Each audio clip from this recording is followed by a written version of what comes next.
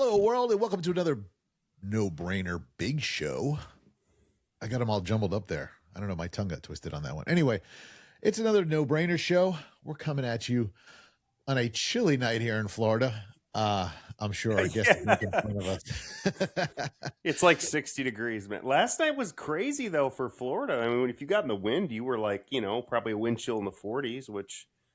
Right. If you, right. You live down here, that's pretty. That's for here. That's here intense. When I left the cigar lounge, it was cold. Yeah. Anyway, I'm Zach. I'm the GOAT. Welcome to another fantastic show. And of course, as always, let me introduce you to my co-host, compadre, sidekick, Derek in effects. He loves when I call him sidekick.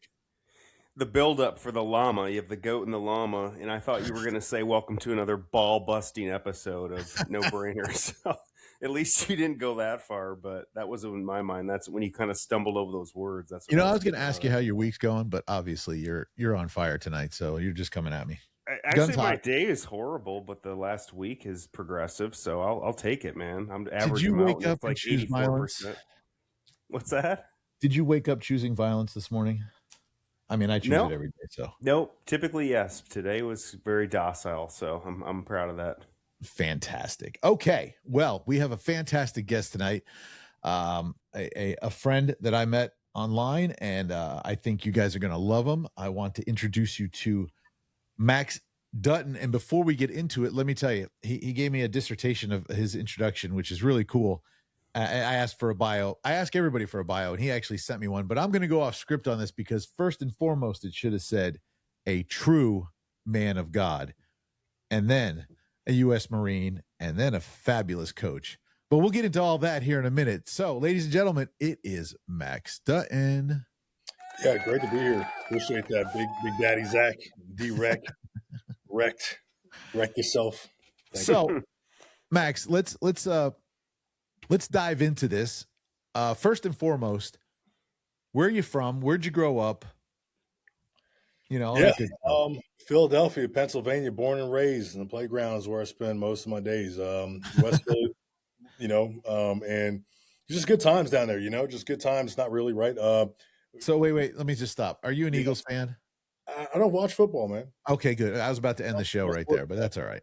But if I were to follow a team, it would be the Eagles, right? Like, of course, you got to be true blue, right? You know what I mean?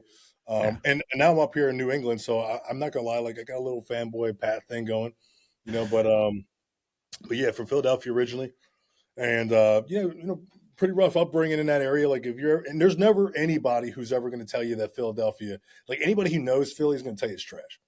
You know what I mean? And then where I'm from specifically, just like in a little pocket called Upper Darby, Pennsylvania, like, a stone's throw away from Center City, it's the worst of the worst, right? That's a hard neighborhood. Are you familiar with it? Not as much as you, but I have the topography in my mind, yes, and I've been there. So yeah. It's so funny. Philly is hard, man. It's funny story. If you look across the river, I was born in Camden. Yeah, no, I mean, I can see that Camden.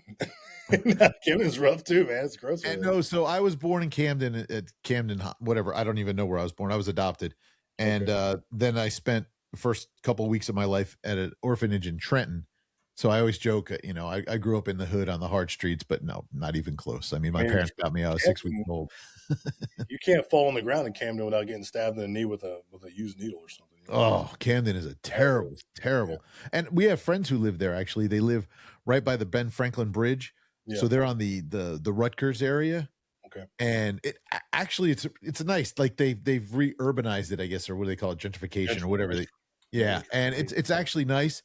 But I mean, we were down walking by the river, and I mean, still homeless people coming up to you, and drunk guy walking up, and I was just like, all right, like I don't deal enough with that in Orlando. Yeah, Orlando. Yeah, I just moved from Fort Lauderdale, so I was living down in Fort Lauderdale for 6.5 years, doing the Marine Corps thing down there, and now I'm up in New Hampshire, and I'm just like an hour outside of Boston. So, are you still in the Corps? Yeah, 15 years deep in the Marine Corps. It's been cool. Just on my last reenlistment, really looking forward to kind of packing this part of my life up and moving into other things. But, you get to a point where you got to get your flag. You know what I mean? There's no point in stopping until you get it. Yeah. And I think when last time we talked, you're a recruiter for the Corps, right?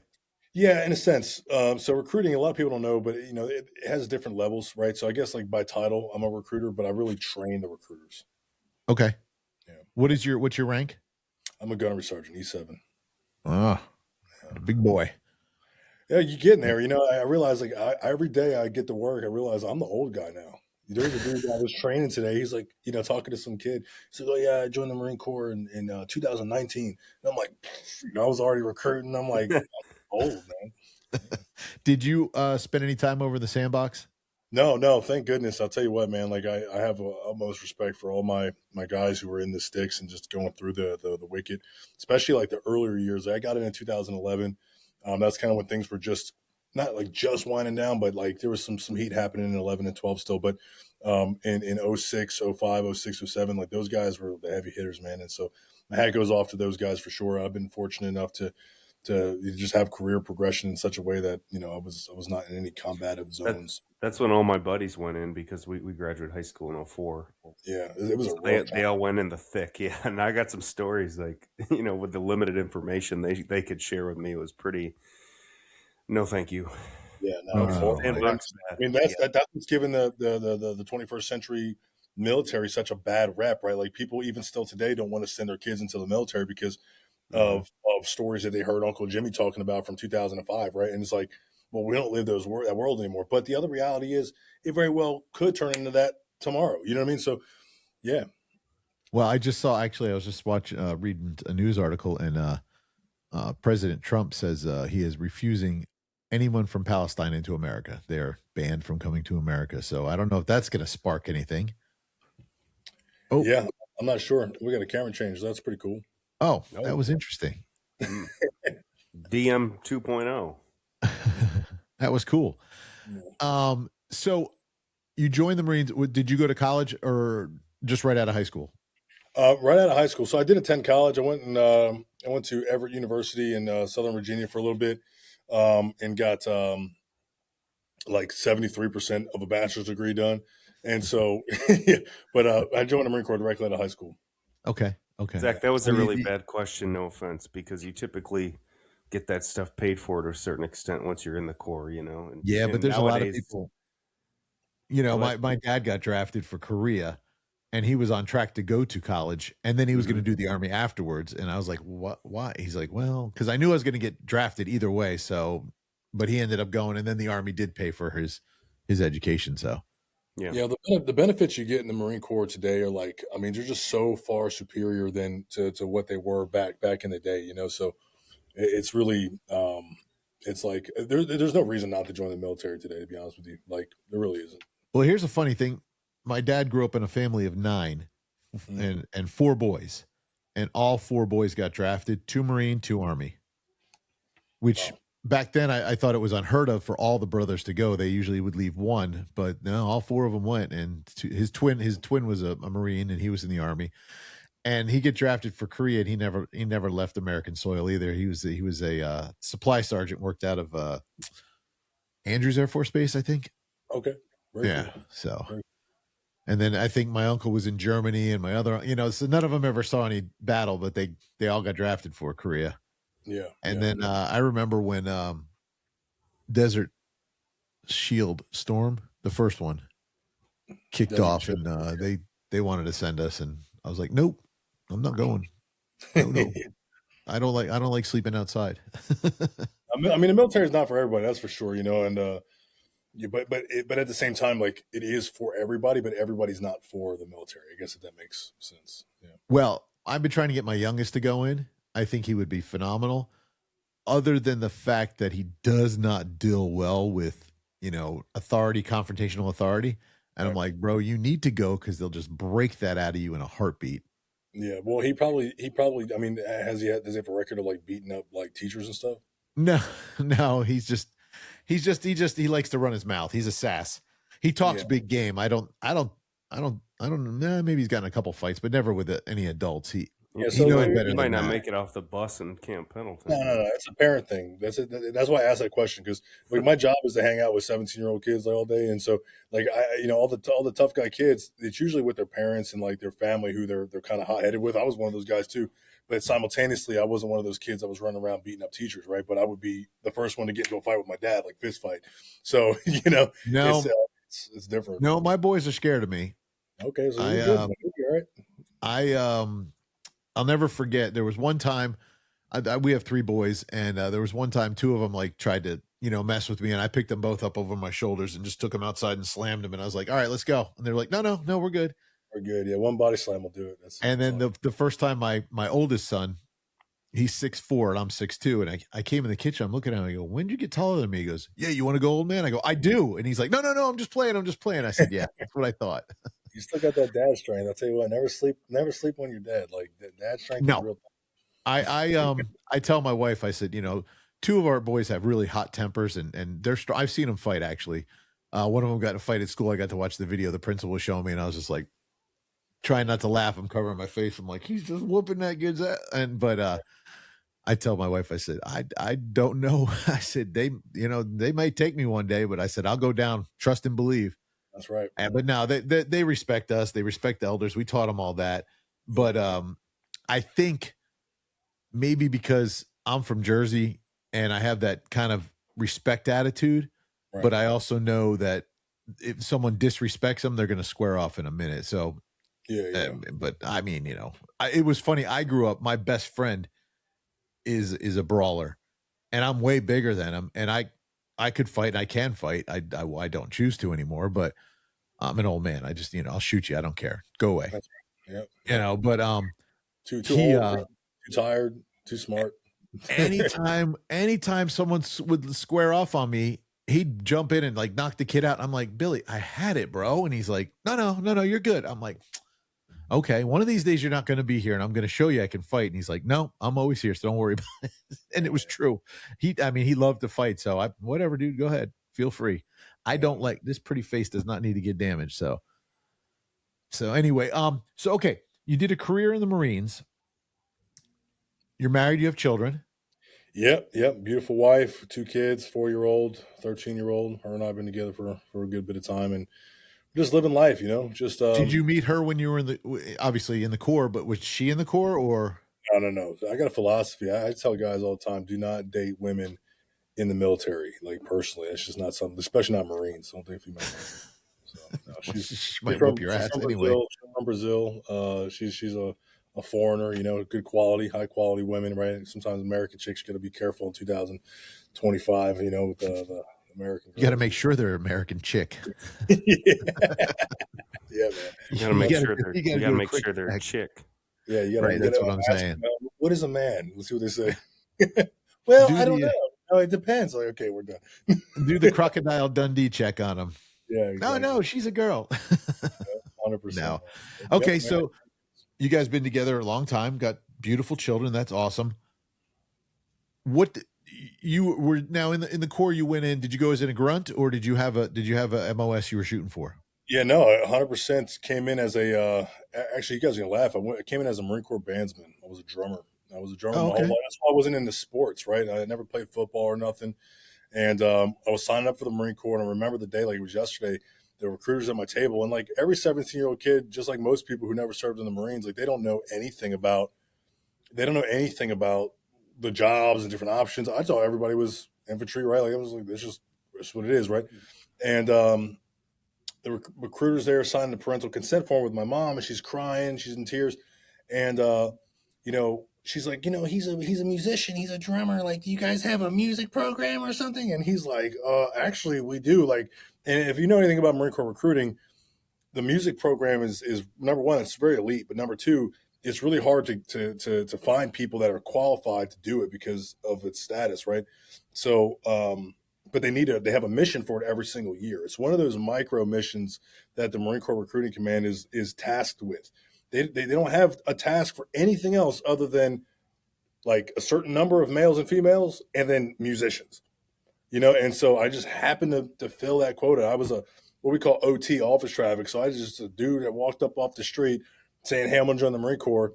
I had to score right off the jump, and I was also a pretty good drummer. So it turned out, to be kind of a perfect storm for the recruiter, and he got promoted. So, Well, it's funny. I always wanted to be a Marine. I had posters of Marines in my garage. I mean, your guys' uniform is hands down the best. I mean, it's just that your blues is, I mean, there's nothing better. yeah, I agree. And I went in and took the ASFAB, and the recruiter says, come here, I want you to meet somebody, and brings me down, and I met the Navy recruiter. Okay. And I was like, I don't know how to take this. Am I that dumb? He's like, actually, it's the other way around. He pushed me off to the Navy. Yeah, I mean, you know what was this back in the 70s? 80s. Yeah, I could see that happening totally, right? Like a lot of people don't realize this, and a lot of the stigmas that the military has, especially the Marine Corps, about just like it kind of being the dumber branch and stuff, is because it's true. Like in the 70s and 80s, like there was a huge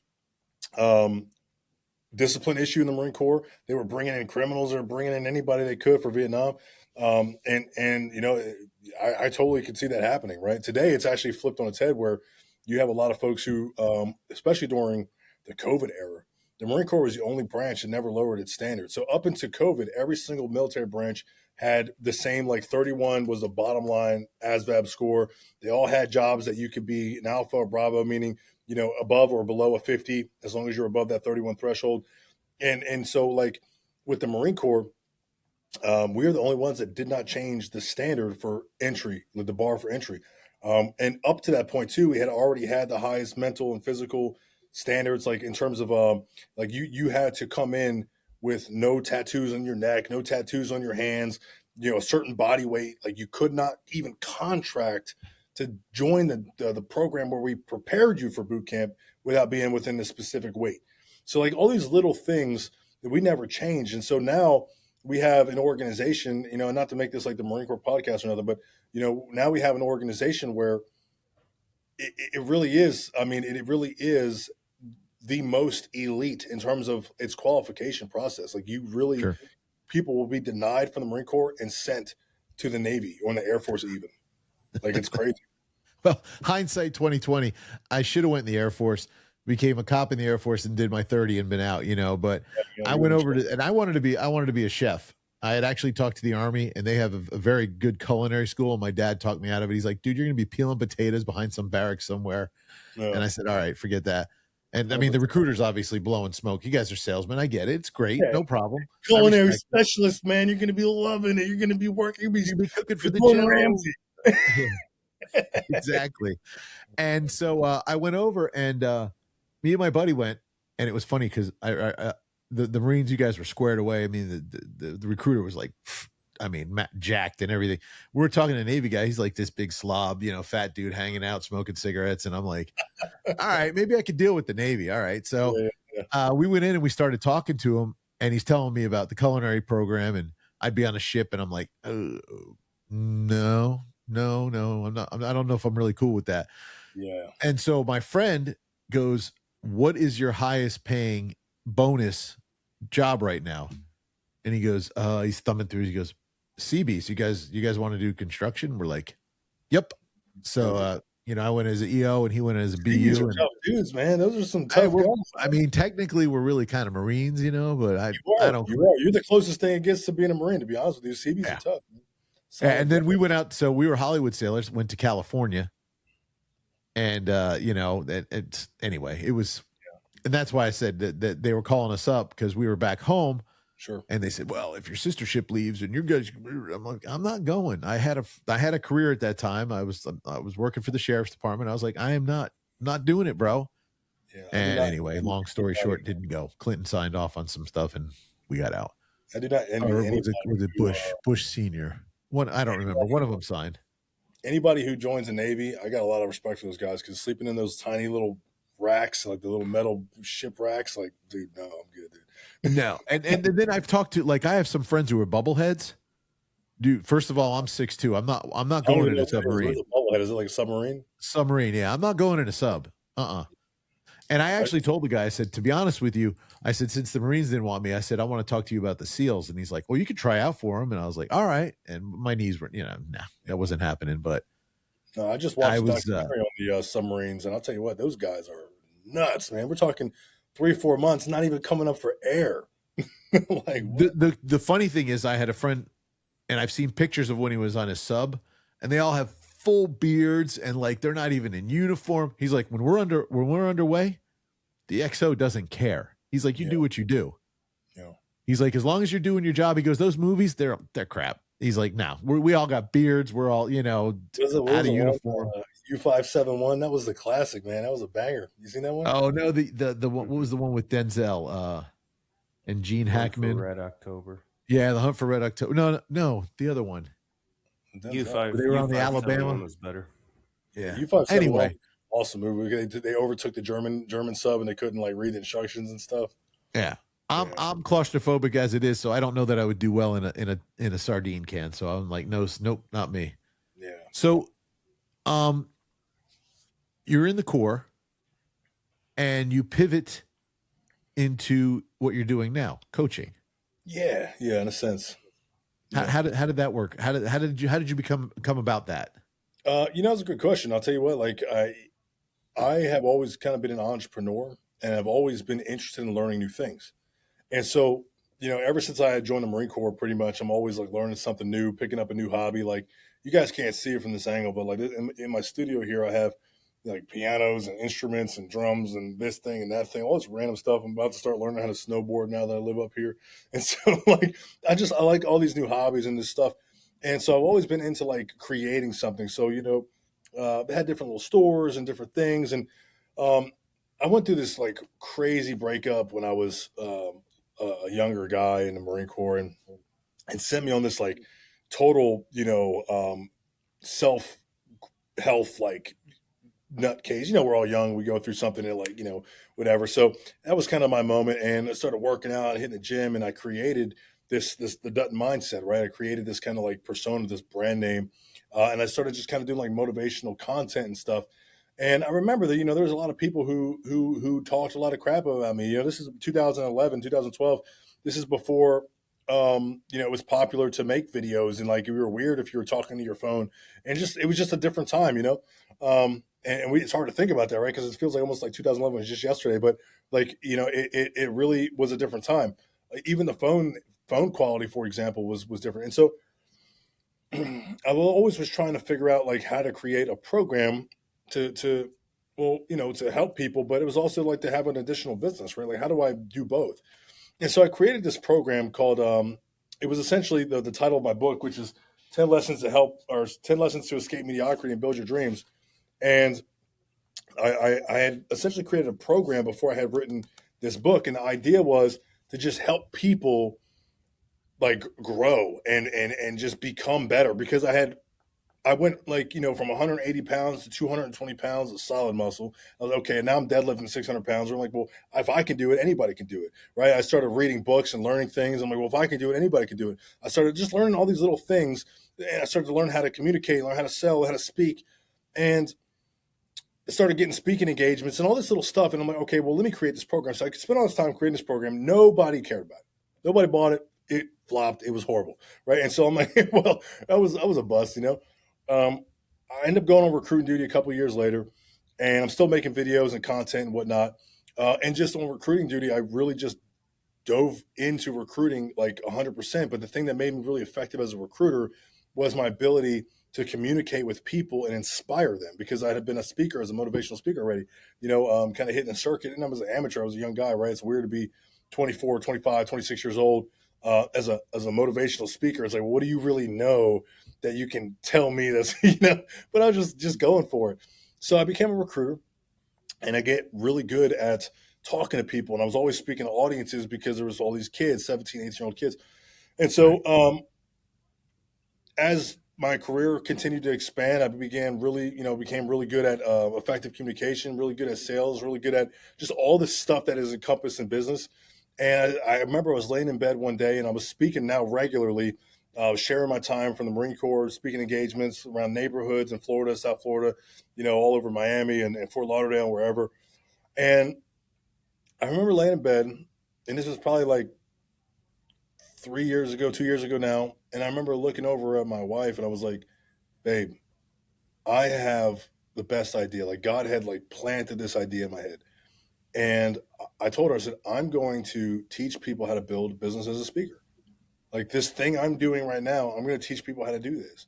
So I started doing that, paid to speak, and we took off with that, and that thing was doing great. And I've actually recently stopped doing that because I was like, well, as cool as this is not where my heart is, because my heart really is all based off of this Bible.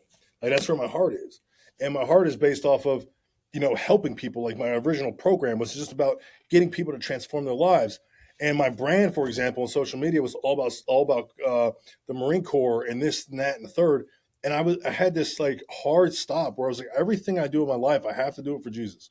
Everything I do in my life, I have to do it for Jesus. Like, and I just stopped, paid to speak. I just hit the brakes on it. I taught the last couple classes and moved that, packed that up, and I built a full new program that's specifically designed like my previous program, which was to help men be men. And I keep looking around the world and I see all these people who are like weak men, no energy, just total sissies, right? Like we have individuals who we are being demasculated. We have women who are, they say that 1 in 8 women between the ages of 18 and 24 years old are on OnlyFans. So I'm like, well, how do I turn women back into traditional Proverbs 31 women? Right. And everything just moved in that direction. And so ever since we put Christ in the center of everything, like biblical scripture leads the whole thing. And so ever since making that transition, things have 10x. Like for example, my social media, I used to get 5 million views every 30 days. I stopped making military content, focused on Jesus. We went to 25 million views every 30 days. Like just boom, right? Same with the clientele for Before the Apple. It just boom, and it's just, I can feel God calling me in that direction to spread his message. So that's how it kind of all transpired. Well, obviously you're in the right direction and you chose the right path and you listened to the small, still voice, and it gave you some guidance and wisdom and direction. Yeah. 100%. Yeah. So are you still doing speaking? Are you at all, or are you doing coaching? I still do speaking. I don't make it a huge. That was kind of the other thing too with paid to speak. It was like I was teaching people to do something that I didn't really want to keep doing at that scale. Like I didn't want to keep traveling for speaking engagements and flying to California and flying to Arizona and flying this every 2 times a month, because I had other dreams, other things I was doing with. And paid to speak itself was so time consuming that it's like, well, I'm teaching people to do something. I'm not even really actively on the circuit doing the same pace anymore. It didn't really even feel congruent. So I do speak still. Like I have an engagement I'm planning right now in California with a guy, but it's just, it's different now though. You know what I mean? I don't feel like I have this pressure that I have to get out there. Or now it's just like, hey, look, if you have the money to bring me on, my fee is $10,000. Like if you have that, I'll go. If you don't have that, then like I'll think about it. Right. And that's where we're at. So. Well, that's amazing. We had a guy on last week. I don't know if you're familiar with Jacob Salem. I'm not. Okay, he has a company called Salem Speaks, and he kind of got burned out with speaking. He still does it, but he now says he much rather evangelize and preach Jesus' love. And I'm telling you something right now, Zach. There is something happening in the world, man. There is a they say in the book of Revelation. I don't know if you guys are you guys Christians? Yes. Yeah, right.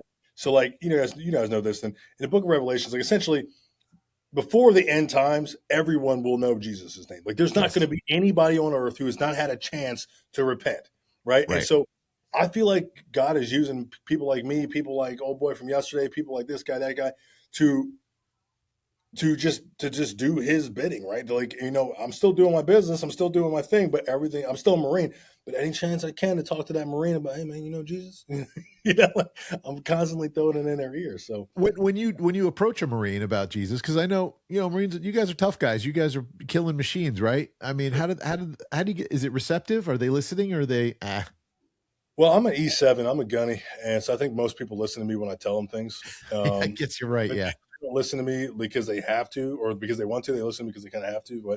But it's receptive. Like it really is. Like people are yearning for something, Zach. Like they're itching for something, man. They want something, and so I don't know. Like having a conversation with a young man today, and I was explaining to him, like, look, man, like he's talking about like all this conspiracy theories and about this thing and that thing and Black Rock and like, dude, do you think like? And I'm like, I mean, look, man, whether or not this is all true, like, who cares? I'm like, let me ask you a question here. I'm like, what are you doing right now in your life that is going to guarantee that you're successful? Like, where are you earning your money from? Like, what impact are you making? And he's thinking, he's like, well, I'm not really sure. I'm like, well, that's what you got to focus on. Right. And I'm like, you're worried about all these conspiracy theories and saying how these people or this person or this entity or this government is making your life harder, but you have yet to even add value to the world. I'm like, all this stuff we've made up. This is all made up. Everything is made. We made everything you see. We've made this up to give ourselves purpose. And it just so happened that there was a guy who came the day before and dropped off a box of like Bibles, military Bibles. And so there's a box of Bibles on the floor, and I had taken one and put it in my bag. And I looked at the box and I said, that right there is all that matters, dude. Like, we're all going to die. Jesus says, I'm the way, the truth, and the life. Okay. The life meaning that no one gets to the Father except through me, the way to the life. So that means that when we end this existence, we enter life. And then we're also taught by Jesus that the wage of sin is death. Well, if I sin today, do I die right now? Well, no. But when I die, because of the sins, I didn't atone for those sins, then I get death. Okay, so maybe death and life are actually destinations. So I explained that to him. I said, dude, all this other stuff you're worried about is irrelevant. Build a relationship with Jesus, make as much money as you can, help as many people as you can, go home to your wife and love her as hard as you can, and call it a day, big dog. You know, like, you worry about all this other stuff, man.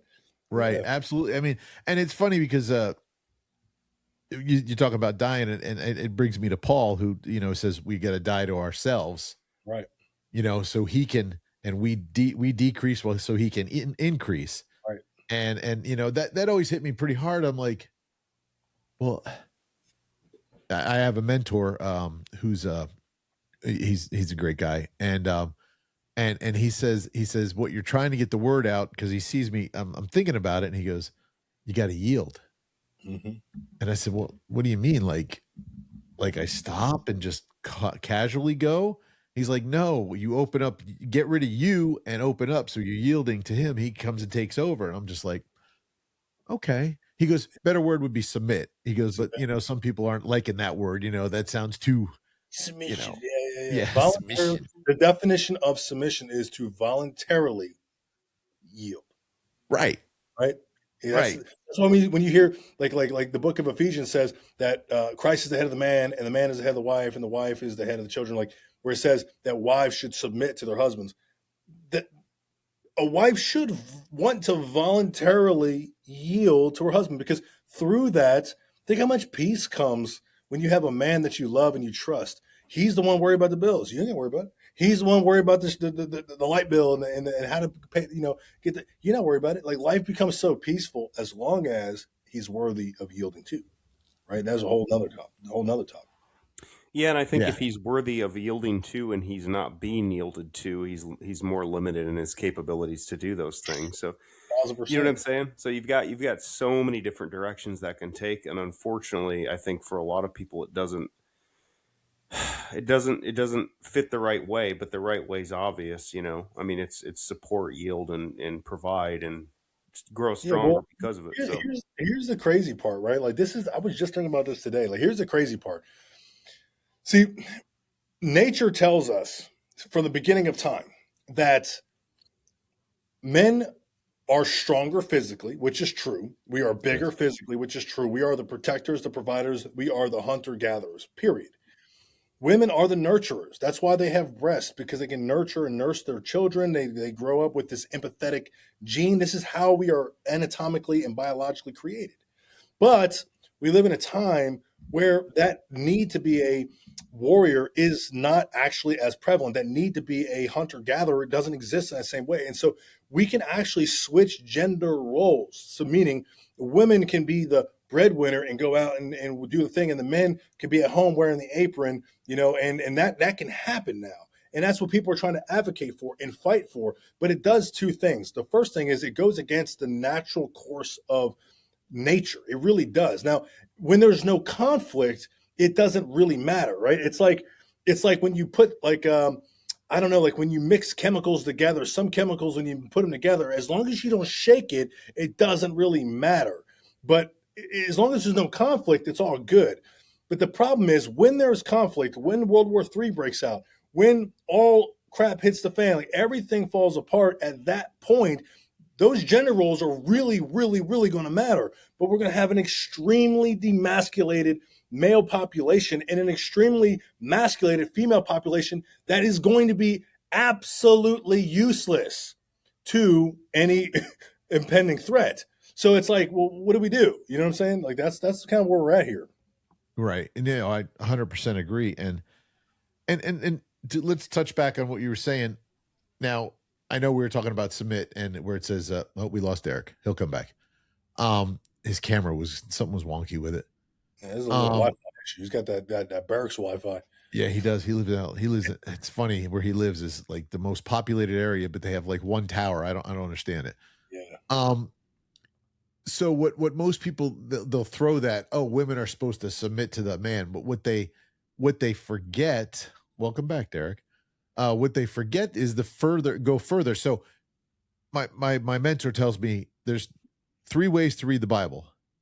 Context, context, context. Okay. So you can't forget the whole scripture, right? So afterwards it says, yes, wives are to submit to their husbands.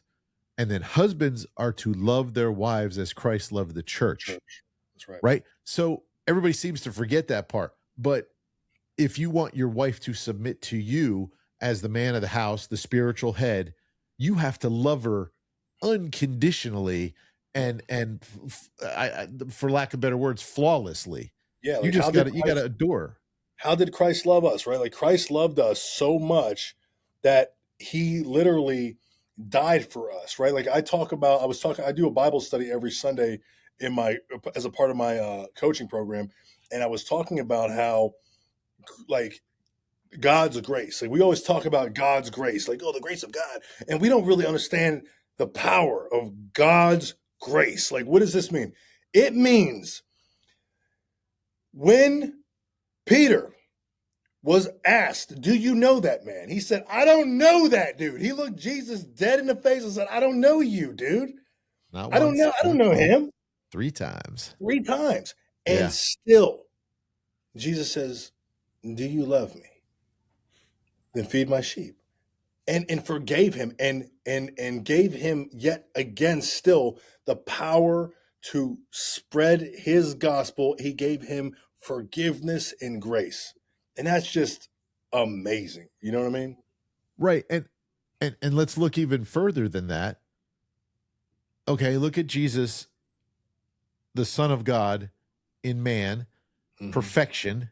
Right. Yes, he came to earth to be amongst us and yet knew no sin. He was tempted. Right. He had obviously opportunity to, but he didn't, right? Or then he wouldn't have been Jesus. Right. And then he hung around with these 12 meatballs that saw everything he was doing and still were like Peter denying him, even though Jesus told him he was the rock. Yep. And then Thomas saying, I don't believe until I see the holes, you know? And, you know, he had these guys who literally swept up, who were fishermen, a tax collector who was like the scourge of the day back then, and others. And he literally transformed him to be the 12 greatest, you know, followers, basically. Well, Paul, but Paul's a different disciple, so let's not. He was the greatest, in my opinion. He's an add-on, yeah. People, you know, I tell you what, if Paul was around today, he wouldn't be writing letters. He'd be punching people in the face. But well, no, I mean, honestly, Paul would be getting doxxed and he'd be getting canceled. Oh, 100. Jesus would get canceled. Jesus would get killed again. He would have got Charlie Kirk. You know what I'm saying? He would have got Charlie Kirk special. Like they don't want the truth. People don't want to hear the truth. Yeah, right. Nowadays you're getting both. Yeah, you're getting killed for believing in. Yeah, well, we think about it like I just made a comment. What's worse, getting doxxed or beheaded? But it's like, oh shit, you know, we're getting both now. Yeah. Like we went backwards. We went forward in time, and then we went backwards in time, like so far back that it's like. But I will throw it. Did that really happen? You know, that's crazy. And Max, you can agree or disagree with me, but I think the ultimate um I'm drawing a blank on the word I'm looking for, but the ultimate thing would be to get doxxed or beheaded for Christ. Can I tell you guys a funny story about that, Zach? I'll tell you what, and it has to do with speaking, right? Because that's how you and I met. He reached out to me like, "Hey, I'm thinking about maybe doing your program, right?" But time wasn't right. But the point is, shortly after you and I spoke, or before we spoke, I went and did a speaking engagement in Nantucket, and I didn't realize how liberal this place was. Like, and I'm not. Look, I am not a Republican far right. Like, I'm just not. I'm just a Christian man, and it just so happens that a lot of the things that I stand for and believe in are are very much Republican as of today's standards. But truthfully speaking, I'm more of a centrist from like 2005. Like, you know what I mean? Like, it's really more like who I actually am. There's things I can understand on both sides. But anyway, the point is, I go ahead and I do a speed engagement. It was awesome, crushed it. The teacher loved it. The principal loved it so much they had a bunch of students come up and invited me to speak to a bunch of them after the fact, and they wanted autographs. Like, it was awesome. I go home, and I guess teachers and parents were looking me up after the fact, and they see my Instagram, and like I post some pretty like controversial stuff on my Instagram. If you're a far left, whatever, you Right. probably planning the assassination attempt on me already. And so, like they went crazy, man. They had a field day on me, dude.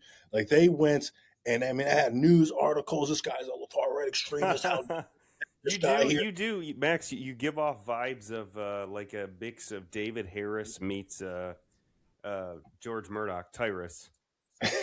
Yeah, I mean, He gives off those mixtures. That's why I was excited to talk to you. I was like, I'm looking at, because I had seen your reels like throughout the week, and I didn't even know we were gonna have these. So I Surprise. can see how they would think that, right? And yeah, being I mean, active military too. It's like, people just yeah, they automatically crushed. conserve that, assume that, oh, your views are one way or the other. And it's like, well, first off, it doesn't matter. Secondly, when did we lose the party of common sense?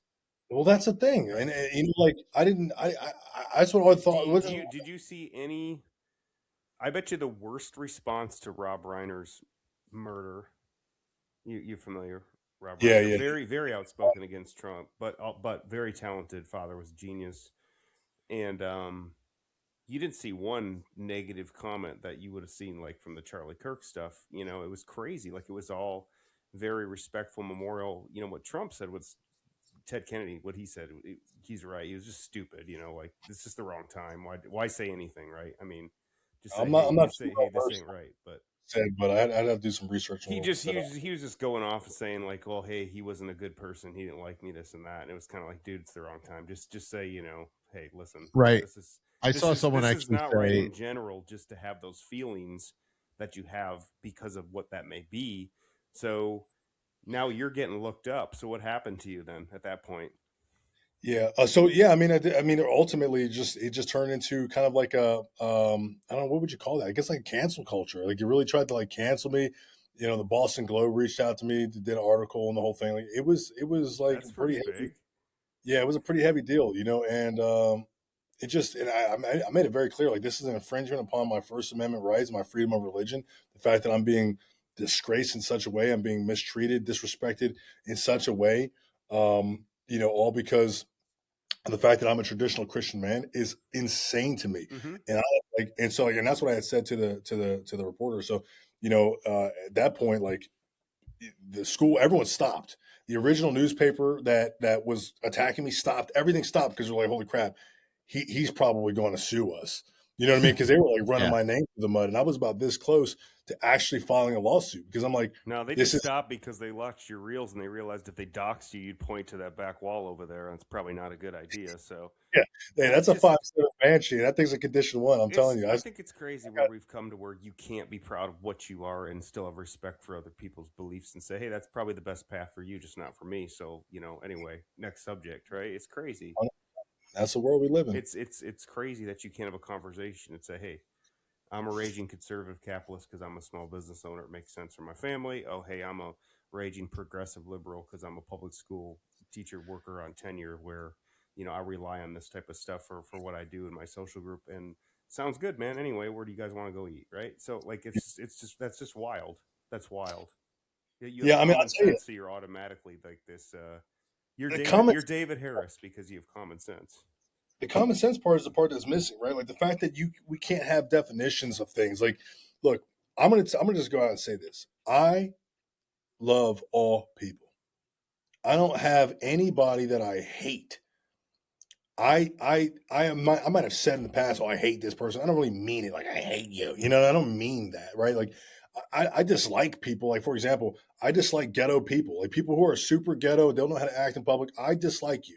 I don't think that that's good. Why? Because it's just tacky. I come from that. That's where I'm from. I grew up on Is welfare. that probably more like a disdain towards knowing what's possible coming from that and the choice? No, Or the it's when you go to a grocery store, you go to the supermarket, and somebody's like cursing out the register because they're not moving fast enough. It's like, why are you doing that? Right? It's like Yep. it's things like that. I dislike greatly when people try to threaten my life because I'm a Christian. There's there are religions such as Islam, for example, that do that actively. I don't like that, so I'm going to speak out about that. That's a true statement that needs to be spoken about. And I don't like when people try to change my fundamental truths. Like, I love you. If you are going through something and you're in a transition period in your life and you're going from man to female or female to male in your mind, and that's what you're doing, that's great. But I am not going to change my objective truth. You know what I mean? Like what I know to be true from history. And it's funny because one of the things that we're taught in 1962, they got rid of prayer. In 1963, they got rid of Bibles in school and they replaced it with Darwinism. And in Darwinism, the concept is evolution. And they replaced things with the Big Bang Theory and that everything came from nothing. Well, it's funny because they replaced religion with science, but then they ignore the same science that tells you that there's only man and female. So it's like, well, how does all that work? Yeah, and they don't know that the joke's on them because God's so great he could do everything that way and still be God. Yeah. He I can do mean, it. He God, can he can he can do it however he wants in a snap of a finger or evolution. Whatever he wants, he can do it. So God, whatever it was, whatever how long it took, no matter how it happened, it was God breathed. So it doesn't God, matter. The joke's on you, right? And now, like that's, if now full circle, it's like, hey, 60 years later, like most prestigious scientists do believe in a deity of some sense. They might not be religious, but they're like, dude, okay, this is to say this is not a template is crazy, right? To say that we were fart in the dust as opposed to like a template for something, just impossible. It's not even you can't argue against it. It's ridiculous. everything we have is made up. Everything we've done is made up. Everything. Every single word we are speaking is made up. Like every single thing we have, we created our own understanding of because we are made in God's image. God is the ultimate creator. We are these micro little tiny baby creators. And so every single thing that we have, we created. So what do I mean by this? What I'm trying to say here is that what are we, right? Like when we really think about it, what is this life that we're living? You know, what is the universe? What is it all? What's your And for purpose? us to try to conceptualize and understand, we try to act so smart that, like it says in the book of Romans, Paul says it best: we become utter fools. Mm-hmm. We don't know anything, and so to question God, Book of Job, brace yourself like a man because I will question you and you will answer me. Where were you when I laid the dividing line from here to here and said no further, right? Like, Well, that's just a no, justification in itself because if you don't believe something to be true or God breathed it, you can already acknowledge that you don't understand anything. So if you don't understand anything, there's a reason why you don't understand. Like me personally, like whenever I ask like someone religious, like, why are we here? They're like, to have a relationship with God. And then Zach and I will argue and I'll be like, hey, angels have free wills. What does he need us to have a relationship for? Not that like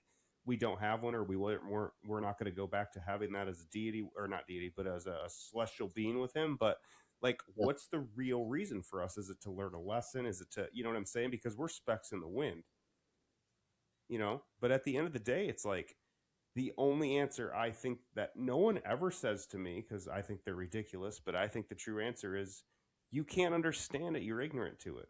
And there's a reason for that. You won't always be. You'll be able to see that someday when your life actually begins. But I love that. it's greater than you. It's greater than your understanding. So I hate it when people try to like answer like this is your purpose, and it's like you really. I believe we have one, right? Yeah, God has one, but I don't really. And I know we're supposed to, praise him and do everything in his name. But in reality, he doesn't need us for anything, right? He doesn't need us for relationship. He doesn't need us to have, he doesn't need anything. We need him. Right. So if you don't understand that, that's you're answering your own question, because it's greater than you. Yeah, we're Wish we God's, would answer it that way. It's like, yo, we're you don't God's know. experiment. We're God's experiment. We're this little fun toy, right? Like, and you said it best, man. Like, I'll tell you what. Like, people try to say, well, what is and isn't, and people in their big brains, like, they don't realize. I try the best way I can explain is like this: we can all come to the agreement. We have bacteria that is invisible on our hands. Mm-hmm. Right? That is alive. It is real. Us trying to understand, like, this bacteria, I wanted you to think about this bacteria trying to understand the concept of driving your car. Like, it's so far out of its wheelhouse in terms of its total, like, in size, That's a good and analogy. it just couldn't even. It just is so separate from it. The relationship we have with God is even further than that, because this is at least in the same dimension, whereas that relationship is that plus a whole nother celestial dimension, outside of time space, outside of all understanding. So to believe that we are the true epitome of understanding is a very scary thought, because we are nothing. We are nothing but sand on a beach, if that. We are whatever makes up sand on a beach. To believe that we are the all-knowing, all-wise, that's freaky, man. Like, when people are like, do you think aliens are real? I know they are, right? It's just we don't know. There's so many dimensions, so many whatever different environments, atmosphere. There's so many things that are even under God that are much more advanced than we are. We're nothing. Like, we're nothing but an ant farm that someone else isn't even interested in, and now put the magnitude of God on that, and it's like you couldn't possibly even begin to fathom that rationale. Now you think in that similar manner, right? You have the same template and the same thought process and the same. Zach will say God doesn't have emotions, but I think he does. Well, Jesus is God. He's got emotions. Right, Jesus right. says, because he was human. Yeah, okay, let's go with that. But we have all that foundation of him, but we have such a minimal understanding to even call it that's an insult. I used to not think, like, I was like, oh, well, I can't make the assumption that aliens are real, because, like, the Bible doesn't talk about it until I learned about the Book of Enoch. They're real, homie. I knew you were going to say. Hold up, I knew you were going to aliens say might that. be real. They're real. Yeah. There's there's a Nephilim and all that great stuff. So I mean, now, are they aliens or are they demons? Are they cast down angels? I guess that's the question, the $1 million question we'll get to ask when we get to heaven. Yeah. Although I What's joke up with around. what's going on? Well, listen, I joke around with my wife and I say, you understand the magnitude of the earth compared to the universe, us compared to God, right? And be real. You're not the only thing, okay?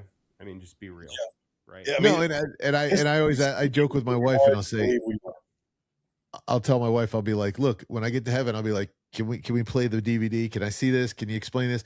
Because there's stories in the Bible that I would love to see, like in real. I mean, of course we have movies and everything, but it's not the real deal. I'd like to see Daniel in the lion's den. I'd like to see, Shadrach, Meshach, and Abednego, how they were in the furnace, and the fourth person, who we know is Jesus. Right. But I would like to see, like, what were they doing in there? Were they just hanging out? But Lorianne always goes, okay, that's all great and fine. Do you really think you're going to do that when you get to heaven? Or are you just going to be busy just praising God because you're there, And I'm like, all right, why you got to play? I mean, there's some of that stuff too, but it might not be as important to you at that point. Like you said, it's not going to be the focal point. There was a guy, I see, like, you don't buy things on Amazon that are expensive without, like, reviews and testimonials, right? So, like, I used to watch a lot of testimonials about, like, God and things before I really kind of got super deep into Jesus and understanding God. And there was a testimony I watched about, all these guys that were near-death experiences, or they did die and they were resuscitated, whatever the case is. And one gentleman did go to heaven, and he was holding the hand of an angel, and the angel was actually bringing him through different stories of the Bible and things that were actually happening behind the scenes, to your point, Zach. So, it really is something special. And to your point, D-Rec, it is possible that we are the only, living species in this universe. Why do I say that? Well, only for one potential reason. And it's because what is the universe? Why would God create this vast universe? Well, he would create it for one reason and one reason only, to be a true portrait of him, his absolute beauty and size and sheer magnitude, so we can truly understand it from our own perspective, just how truly spectacular he truly is, to make everything around for no reason other than because he can. Well, the That thing is, we could argue about it all day, but the truth is the fact that we don't know because we're not God is true. that's true. Do you know what I'm saying? Yeah. Like, Yeah. I mean, you know, and I think that's what people like. Everything can go back to the that. traditional like Baptist, evangelical. It had to be 7 24-hour days versus kind of more of the progressive modern. Well, the science doesn't lie. It's like, you know what? At the end of the day, you can talk about it, but to have like a heated argument, you got to remember at the end of the day that it doesn't matter. All that matters is God did it. That's right. I love And that. if you are so certain of that you're unwilling to hear anyone else, you believe you understand God, which is to me a total like fallacy. Like, nope, I know God, so I know that the science is wrong, or I know God, so I know that the Bible isn't literal. Like, you don't. No, you don't. All you know is Well, there has to be a line though, like when it comes to the biblical understanding. Like for example, like there's a huge push right now for a lot of Christian denominations pushing homosexuality and saying that like God allows that and that's how it's supposed to be and like it's okay. And there's a lot of things that people they ignore specific biblical texts. They say that Apostle Why do Paul you is think they're doing that? Why do you think they're because even they want to making that? justify their sin. They want to justify their sin. They don't want to carry their cross.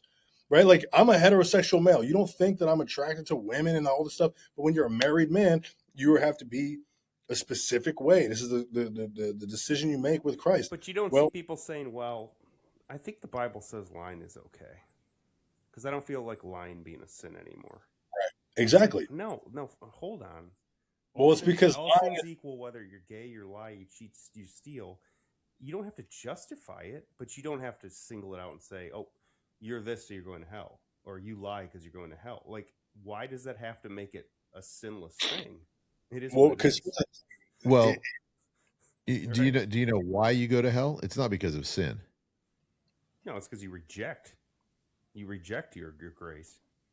Yeah, yep. You don't have a relationship with God. Right. Reject which obviously is in all essence, right. In all essence, it's a sin. But I mean, look, everybody sins every day. We do our best to be flawless and be washed as much as we can. But that's why there's repentance and grace and forgiveness. But what were you? So what were you still going on though, Max? About like churches saying it's like it's biblical now that it's not a sin or like what? Well, yeah. I mean, people will do what they can to justify their immorality, right? Like sexual immorality is described very clearly in the book of Romans, as well as other places. I'm not as well versed on the topic to be able to kind of call out verses specifically, but Ephesians, yeah, book of Ephesians, right? It's all written out in there. And what they'll try to do is say that it's like referring to, slavery during that time. It actually doesn't have anything to do with consensual men and women consensual men and men who are married and things. And so they put on their own lens of what is more moral and what is not moral, right? Their own objective morality toward things. That's like saying because Jesus drank wine that getting smashed is not a sin. I mean, it's even worse than that. You know what I mean? It's like just like at a greater magnitude, right? Yeah, it's even worse than that. It's looking at scripture and it's saying none of this is true because I say it's not true because it just does you're not. Accepting your own truth, but the truth doesn't align with what I want my narrative to be, right? I mean, I'm going to say something let me shock the world. There is an absolute truth, a universal truth, whether it's yours or whether you're right or wrong. Okay, we don't have all our own truths. That's what faith is, right? Okay, I think that my truth is universal. I don't have to judge you or play God to you because yours isn't. But being real, one of them is true, and it's true for everybody. So, I mean, you might as well get used to it, right? In this cold world, that not everyone's a winner. Yeah, and here's the thing: look, man. I have a brother. My oldest brother is a homosexual. Like, I love him. That is between him and God. You know what I mean? Like when push comes to shove, he's going to have to deal with that burden of that, right? And if he doesn't see it as a burden, then good, right? Like you're living that worldly life, and that's on you, right? It's just I love you, but you can't call yourself a Christian and still just be like, it's like me saying, oh, I'm a Christian, and just beat my wife every day. Right. Like, I'm a Christian man. I'm a man of God. Like, beat my wife every. Because it's okay for me and not everyone else. Yeah, I mean, like well, she asked for it. She asked for it. Yeah. Right. I had to tell her twice. It's like, dude, it's not even a sin. It's justifying that it's not a sin for you specifically, in my opinion. Like, hey, I'm a Christian and I'm just an absolute pathological liar, but it's okay when I do it because I need the it's funny. Of those lies. It's like, no, it doesn't. No. No one's saying you're going to hell because of that, but you're making your own truth. You're making your own truth, and your own. I certainly would say they were going to hell if they didn't have a relationship. So that's all there is to that. But there's 2 points I want to say. Touch on what you're talking about. There's a big church here in Central Florida that is, and I won't say the denomination or anything, but they got the rainbow flags flying. Their pastor, whatever, wears a rainbow thing and it's just, and their new thing is that God is not male or female. He's non-binary. So of course he loves, the transgenders because they're, the non, and I'm like, they're like, the only reason the Bible says that he's a he is because that was written in the day and the man was in charge. So that's why they put it that way. And it's, macho or whatever. But then I have the other flip side where I have someone who I was very close to so who they was obviously living. Don't believe in the Adam and Eve creation story then. No, it's Adam and Steve. So because one did exist the other before thing the is, other. I don't know, man. I just made that up. I don't know that they believe it. I don't go to their church. But then I have another person who I'm very, very close to who was living a lifestyle and I was, because I was so close that I could call them out on it. And I said, you know better than this. And what do you think God? And their response to me to this day shocks me. They said, God and I have an understanding. I said, yeah, he understands you're sinning and you understand that you think you're getting away with it until you stand in front of him. And then you're going to have a little come to Jesus chat, as they would say, so look, at the end of the day, like you said, I love everybody. I don't care who or what you are. I'm going to love you.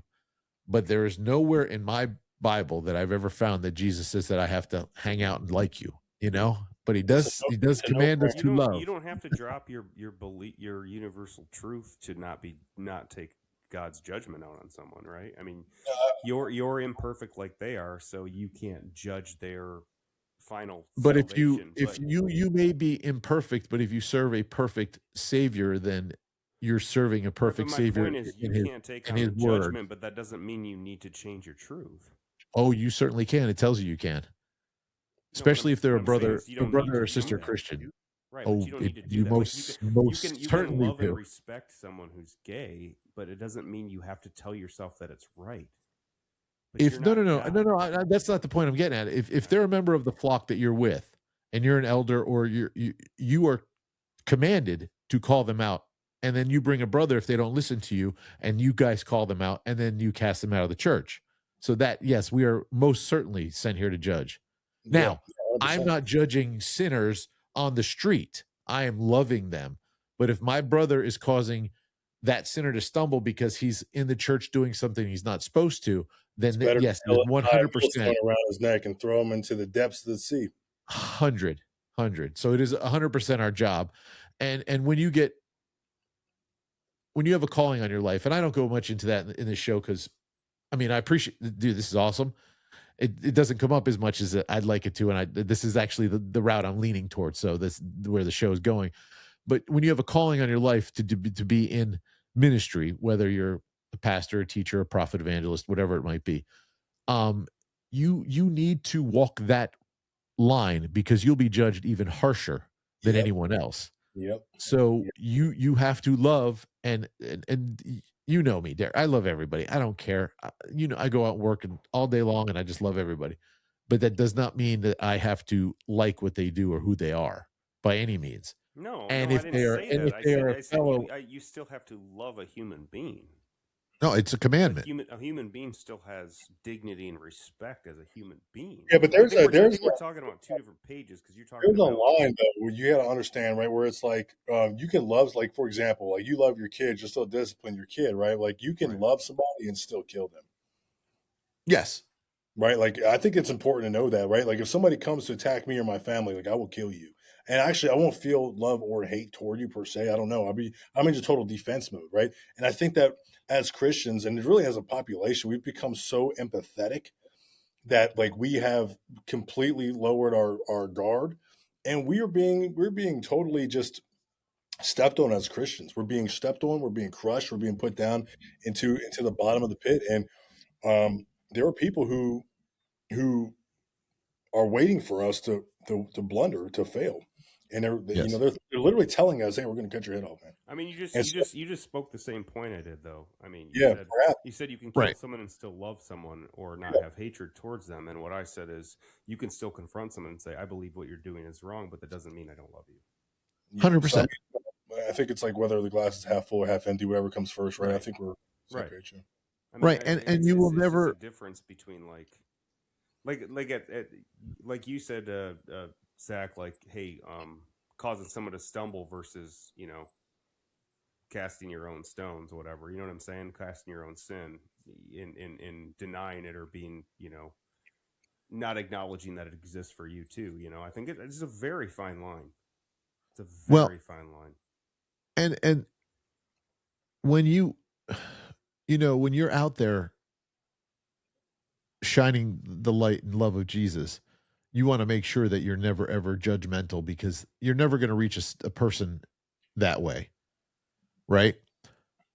But you also have to make sure you stand your ground firmly, because when they see Jesus, you better be living like Jesus, Yeah. because Well, I'll then tell you you'll be what, another failed Christian. for me, like one of the big things that I battle myself with, my only fear recently has been that my fear in life, truly, Jens, is that my life will be used. I will be used to spread the gospel of Jesus, that he will use me to bring people closer to God, and I will still be shunned away, right? Because of just who I am. Because I'll tell you, like for me, I think that a part of that, Zach, is calling out evil, and there is pure evil in this world. Yes. And actually, Philip Anthony Mitchell, the pastor for 2819 Church, said it, and I was like, "Thank you," right? Because this is a man that I truly believe is filled with the Holy Spirit. When you listen to him preach, if you haven't, check him out. You've probably seen him, He's but great. yeah, he's great, right? And so what he had said was like, let's not mince words. He's like, not everybody is your brother, right? Like we are supposed to love our neighbor. Not everybody is your neighbor. Some people want to kill you. Some people Right. want to murder you. They want to destroy you. They are evil. They're the manifestation of Satan inside people. There was a time my wife, she had said, I was kind of going through this weird time. She's like, babe, like what you got to do is you got to ask God to help you see the demons. Ask him to show you the devil, show you the demons that are chasing you. Because I was going through this really hard time. And I prayed, I'm on my knees. I'm like, God, I want you to show them to me. I want you to show the people who are attacking me. I want you to show me the spirits. I want you to just make it clear to me. Because I've never been afraid of nothing. Like, when you feel that creepy vibe in your house, you're like, like I want to see you face to face. And so I'm like, I'll be in my kitchen, and it's at 4:00 in the morning. I wake up and I'll turn the lights on. I look down the hallway of my house, and I can see a spirit looking at me, right? I can feel the darkness. I look at people in their eyes, and I can see the empty holes behind their eyes. There are people, and we know this from the Bible. We see it all throughout time. There are people who are filled with demonic spirits that are being used as instruments of hate and death. They are not Now, you want to hear something even scarier? Sure. Okay, so one of my callings is, I have a very strong discernment. I'm very powerful in the spirit world. And it's funny because when I received my calling,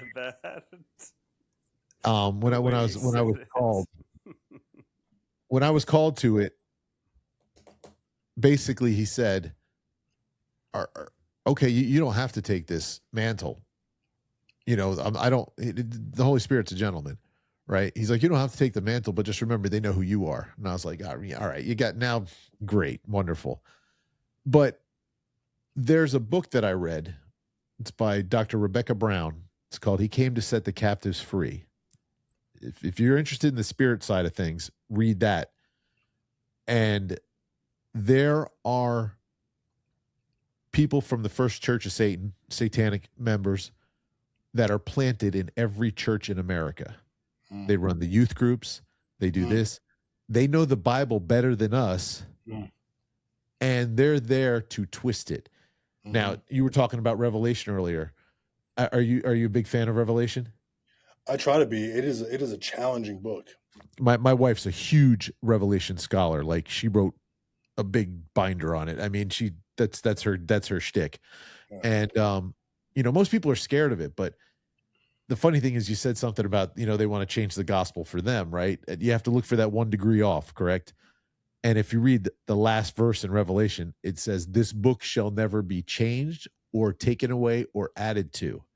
Right then and there, you should just go, let me point to this verse. You see what you're doing? This is what the good book says. Yep. And what you're doing is going to get you cast into hell. I'm sorry. Bottom line. The biggest threat for us right now is not even the weirdo Christians that are changing the book, is the people that believe in this one. Yes. Right. This book right here literally tells you that this book here tells 1.8 billion people to not befriend the Jews or the Christians. Correct. This book right here tells 1.8 billion people to strike the necks of the non-believers, kill the polytheists wherever you find them. This book right here gives you instructions on how to divorce your child bride who has yet to menstruate. This book right here tells you that there is no God but Allah. Right. But simultaneously, it tells you that if you want to confirm the teachings of this book, to refer to the Old Testament, the Torah, and the Injil, the gospel. Well, the gospel and in Torah tell us that Jesus is God. And so if the Bible is true, the Quran is false. But if the Bible is false, then the Quran is false. And so, this is our biggest threat right now. And I got a lot of good friends who are Muslim, and I feel really, really bad for them because every single one of them will be going to hell. And I'm telling you, like, we gotta be really, really careful with what we as Christians, as Westerners, as whatever. We have to be really careful because what these people believe, these are devout people. They are a devout faith. They will kill for their prophet. You guys seen it. Well, I just learned also in that book that it teaches them that it's okay to lie in Allah's name to deceive us, so they think that they're before Islam, Taqiyya. Yeah. Taqiyya. Yep. Yeah. I mean I 100%. And it's really funny. I grew up, my mom, who I talk about a lot on the podcast, we just lost her, but she was an apostle, and she was an amazing, just amazing. And her heart was for the Jews and the Muslims. And some of her really good friends were Muslim. And I'll never forget, one of them didn't confront her, but they asked her, Marie, you always have your Bible with you. Why? She's like, I read it every day. And she points at their Quran. She goes, how many times have you read that? She goes, I've never read it. And I'm like, well, then how do you call yourself a Muslim? Is that by family? So you go that route? So I've always found that interesting. My mom died at 91 years old, and she would call me prior to dying, and she'd be weeping. And I'm like, what are you doing? She's like, I was just reading, such and such and such and such.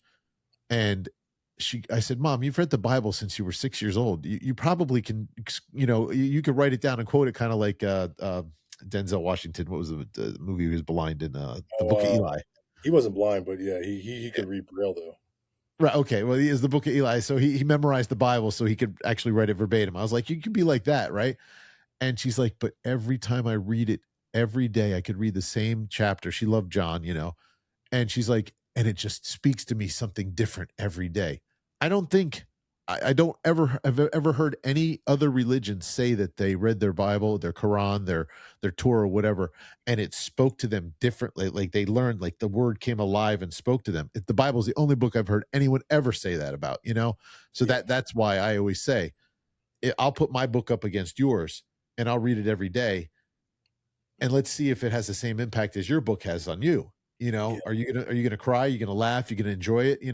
Are you gonna go, oh my gosh, that's a whole new epiphany?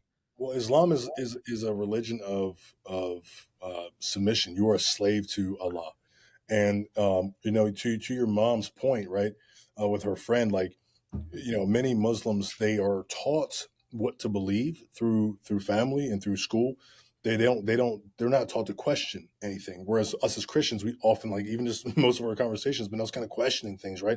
Yep. They don't question anything, and so it's funny because a lot of Christian apologists and Muslim apologists, or imams, or whatever you call them, Dawa guys, they will have conversations, and you know, when even me, when I question a lot of Muslims, I'll do Instagram live sometimes, and I'll be like, "Hey, anybody Muslim down here? Like, jump on my live. Let's have a respectful conversation, and we'll talk." And I'll point things out, and I'll be like, "No, no, no, the Quran doesn't say that." And I already went through here and highlighted this. I already highlighted this. I can go, well, Quran, 9:29, Quran 9:9, whatever. I go straight to boom, boom, boom, and they're like, well, and then they start to kind of backtrack because they don't really know. They have Right. no idea what's inside of their book. What they know is what they're taught. And if we take a step back objectively, if you really understand the creation of Islam, it's so obvious. Like, just imagine your kid doing something stupid and then trying to tell you that, like, he did something else. Like, how can I describe it? Like, imagine your kid, pooping in his pants, right? And then, like, taking his underwear and hiding them behind, like, the dresser, right? And because he's afraid that you're going to see the poo poo pants, right? And you start smelling this smell in his room as you're cleaning up, and eventually you find like 15 pairs of underwear that have been all crapped in, right? He's running out of drawers. You're like, okay, what are you doing, Billy? Right? And then he tries to convince you that he didn't do it, right? Like, that's what the beginning of Islam is like, because you have a guy who goes to a cave and has some type of, it was either an interaction with a demon, which I believe it had to have been for it to take off the way in which it did. I But he had agree. an interaction with a demon, and through that interaction, he was so terrified, so scared, so shook up, he ran home to his wife, trying to explain to her what had happened. Her cousin told him, who was a blind teacher, he was a blind Christian teacher, told him that it was actually the angel that spoke to Gabriel that spoke to you. Or, excuse me, the angel Gabriel who spoke to Moses. He's the one that spoke to you in the cave. But Right. here's the crazy part.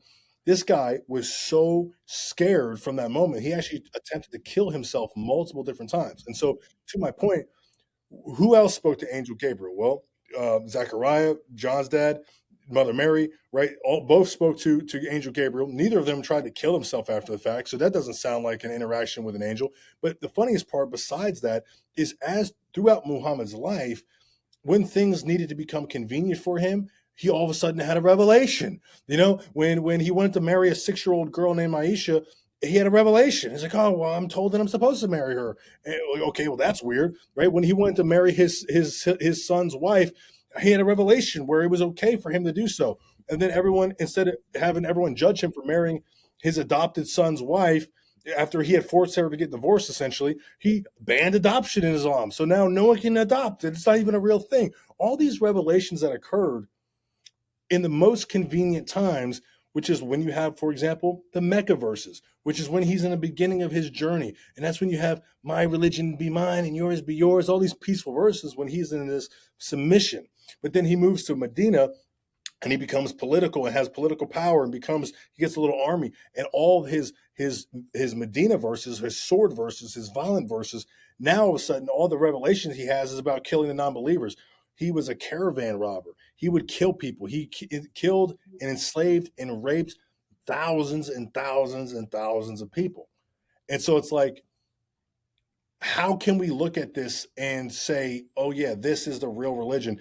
600 years after Jesus Christ was dead, first eyewitness accounts already wrote about Jesus, and you're going to sit here and tell me that this guy that came 600 years later, that was that he was the only person. It's like the Book of Mormon. He's the only person who was in the woods to witness this revelation from Jesus. He's the only person to witness revelation by the angel Gabriel.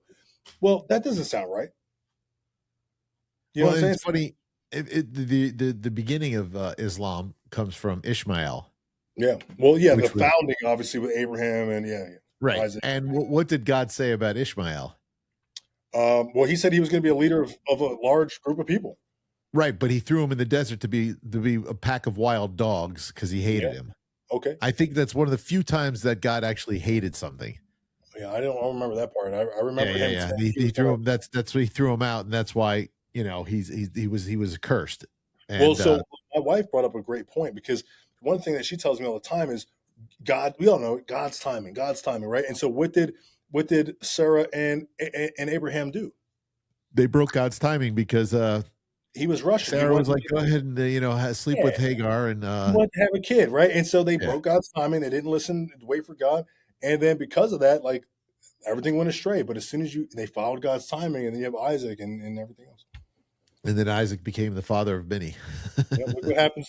Look what happens when you try to do everything your own way. You create false religions. Sounds like when England split from the Catholic Church when Henry. Don't even get me started on the UK right now.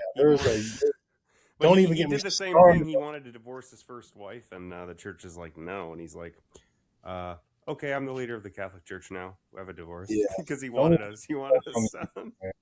We'll be talking for another 2 hours with that. Yeah, no doubt. History repeats itself. Bro, I mean, it was funny. And I was saying this last night. Speaking of, I have so Monday nights I go to a Bible study at a cigar bar, which is really funny. People are like, "You smoke cigars and talk about Jesus?" No, I said, "He don't. meets you where you are." You can say that, Derek, but you've never been, so you can just hush. People I'll tell you criticize Christians for smoking cigars. 100%, and they're religious. Beer too. Yep. Oh yeah. No, it's about vices. That's what it's about. It's about, is it your vice, right? That's why I quit nicotine, because nicotine was my god. It doesn't have control over you or not. That's right. That's I quit nicotine for that reason. Well, you know what's funny? It does. You quit it. When I do my daily devotions, and I have a cigar with it because it relaxes me, and it also reminds me to pray for my brothers from the cigar group. But anyway, that being said, I'd like to do a show with this guy, with you. His name's I can't say his name right now because he's working on something, but he's a Marine, and I think you guys would get along great. You're guys about the same age, and is he still in? And we were talking about it last night, how we were looking at it was unfortunate what happened in Australia, but I said the minute I saw that video, I knew it wasn't in America, because when the guy took the gun away from the other guy, if that was America, that dude would have been pink spray in a minute, Oh yeah. But over there, if he had done that, he would have gone to jail. So I respect it, but how I find it interesting that it was a Muslim fighting another Muslim to save Jews.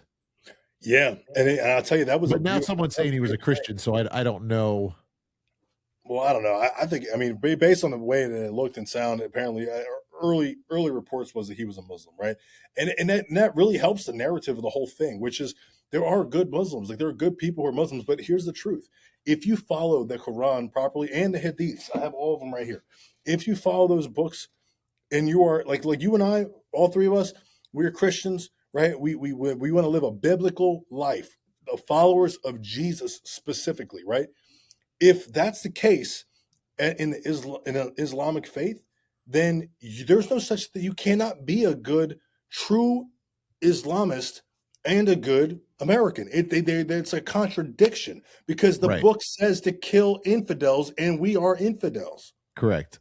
So it's a contradiction. It is impossible. You can have progressive Muslims who they don't practice everything, but that's a slippery slope, because just like in Nazi Germany, you only had the minority of SS and hard-hitting Germans that were cutting everybody's head off. What does that even mean in religion? You had all the Germans that were they were civilians that weren't evil people, but they didn't stand up for what was right either.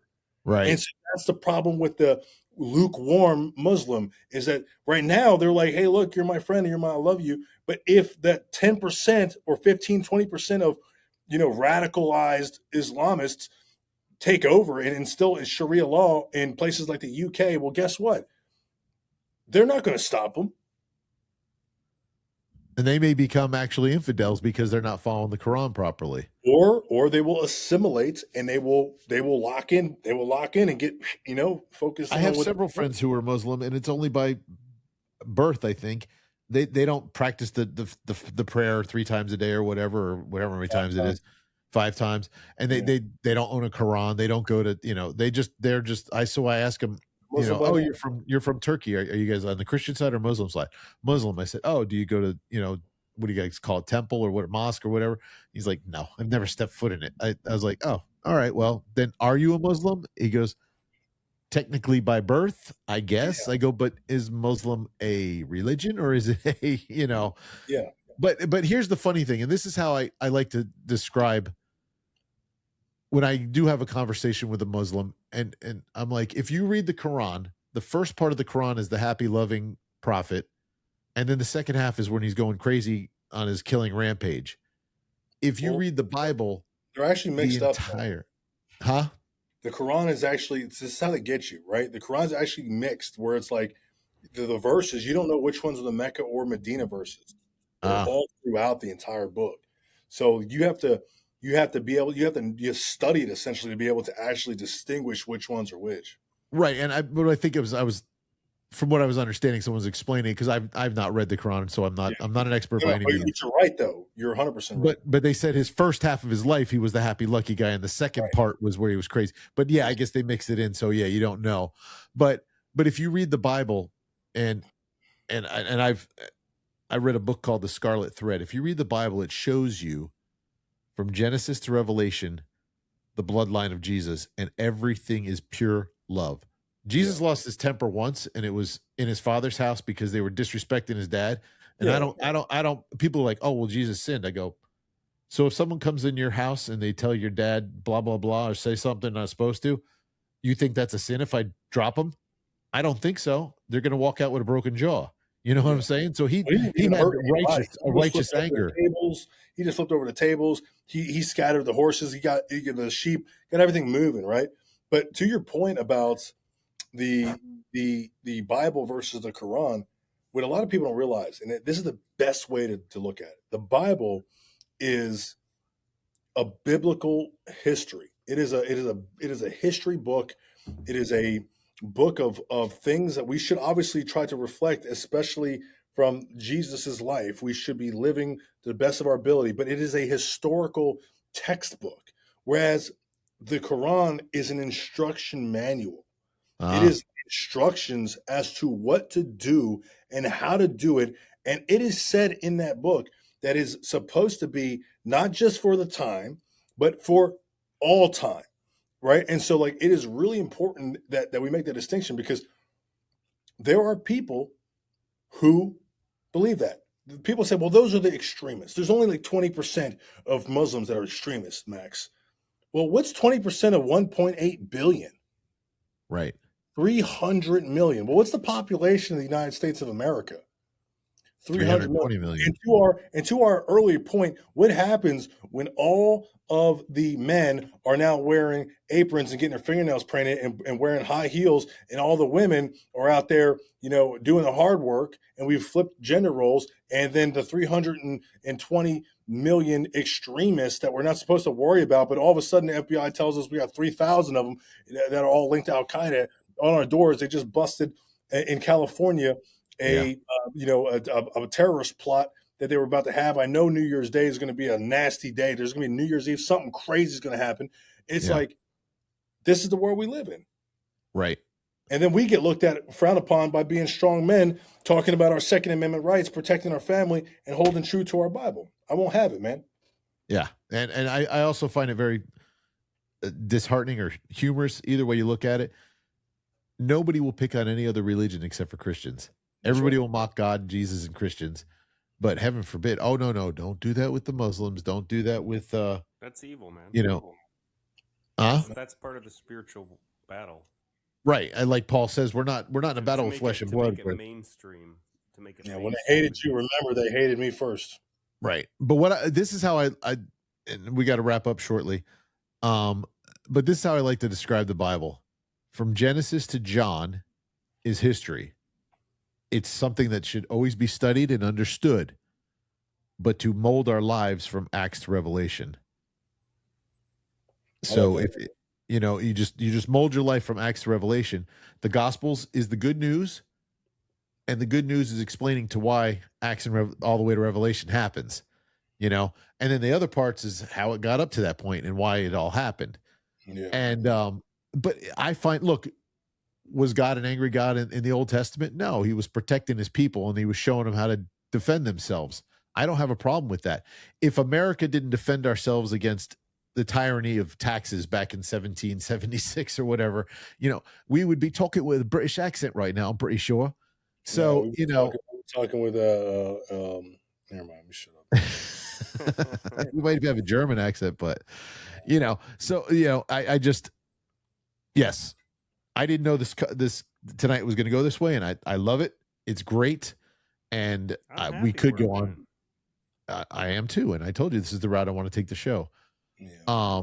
Because I want to get canceled. I love it. Please. Well, you know what? It's an honor to get canceled. And I'll tell you what, I think cancel culture, we're beyond cancel culture now. I don't think people get canceled the same way anymore, because when you get canceled, you just keep going. You get amplified.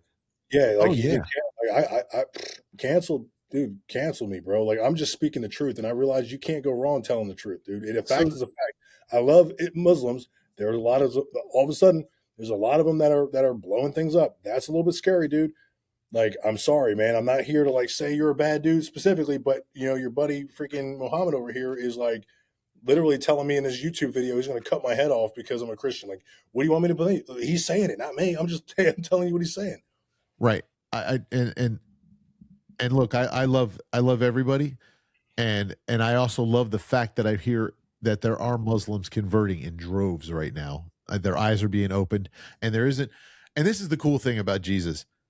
I think he's visiting people over there, and they're becoming awakened, because I've heard far too many stories that the kind man with the beard in the white outfit came and talked to me. Yeah. Well, who is that? Yeah. Yeah. I'll tell you what, I don't want anybody I'm not here to be like the fire and brimstone dude, but I want you guys to know, and you just brought up Revelation, it's already written. And so we already know. We know who wins. You know what I'm saying? We know who wins, but more importantly, we know what happens before he wins. So let's not be surprised that all this stuff is happening. Let's not be surprised when it looks like we're about to lose. Let's not be surprised when it looks like we're losing our grip on the world and famine's taking over and people are blowing up and there's an antichrist and everyone starts bowing down to him, and they come out and they tell you, Zach, you're going to lose your podcast unless you put the chip in your forehead, big dog, right?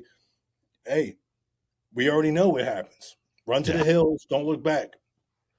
Yes. 100. Max, it has been an honor and a pleasure.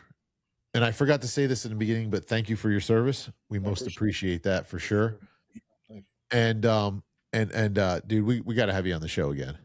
Yeah, I would love to. I'll tell you what, this has been a blast. Really, really has. Yeah. This is this is the no-brainer show, and this is the route we're going in. After I shared with Derek, and I'll share with you a little bit after the execution of Charlie Kirk. I got a overwhelming stir in my spirit. It was time to be bold. Enough talking. I mean, sure, entrepreneurism is fantastic. Everybody's got to make a buck, but you got to know where your heart's going.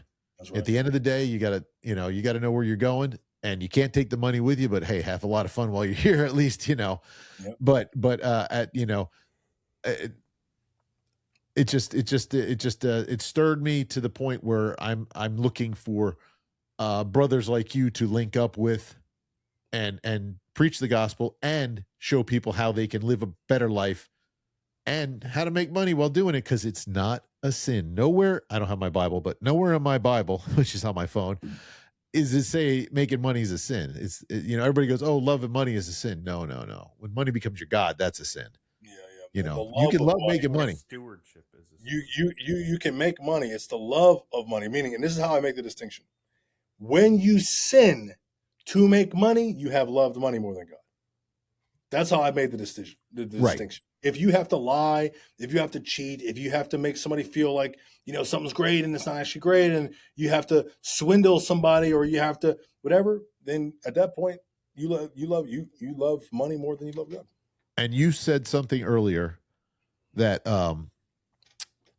last week's guest said too, is the goal is to make money to help others. God will bless you when you put him first. God wants every single one of us to have everything we want. He wants every single one of us to be living in abundance.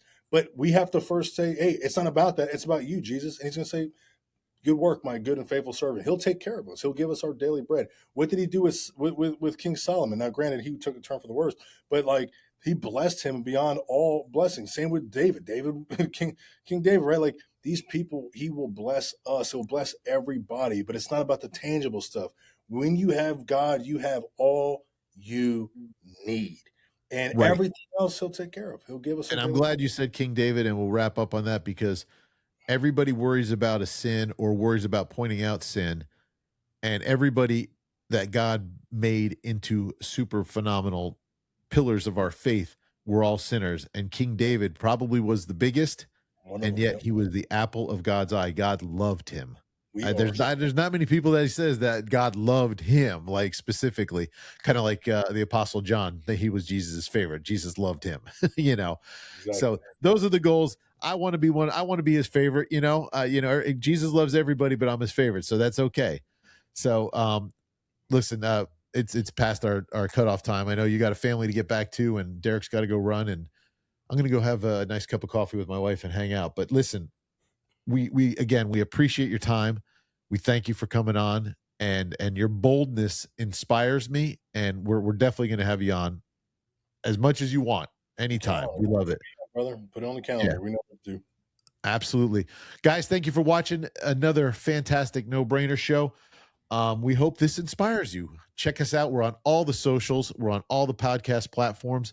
No Brainer Show, or on YouTube. For some reason, it's No Brainer Shows because somebody else had it. So whatever. But check us out there. And until next time, we love you all. Peace.